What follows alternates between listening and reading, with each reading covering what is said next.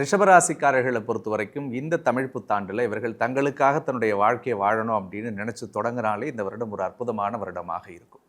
ரிஷபராசிக்காரர்களுக்கு நான் அன்போடு சொல்கிறது, முன்னாடி பேசின அத்தனை ஐயாக்களும் சொன்னது பல்வேறு நல்ல விஷயங்களை பகிர்ந்துக்கிட்டாங்க.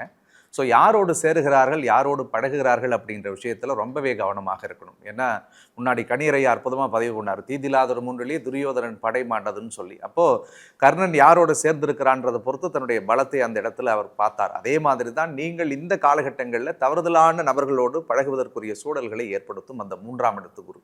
அதே மாதிரி குறிப்பாக சகோதர வழி உறவுகள் சார்ந்த விஷயங்களில் தேவையில்லாத மனக்கசப்புகளும் கருத்து மோதல்களும் இந்த காலகட்டங்களில் வரும்.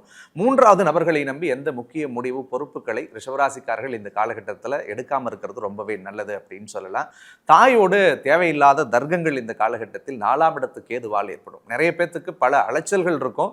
பல பேர் வீட்டை பிரிஞ்சு வாழ்வாங்க, குடும்பத்தை பிரிஞ்சு வாழ்வாங்க, சொந்த ஊர் சொந்த மாநிலத்துக்கு திரும்ப வரலாமா அப்படின்னு நினச்சிட்டு இருக்கக்கூடிய ஏக்கங்கள் எல்லாமும் இந்த வருடத்தில் கொஞ்சம் சவால்களை கொடுக்கக்கூடிய அடிப்படையில் தான் இருக்கும்.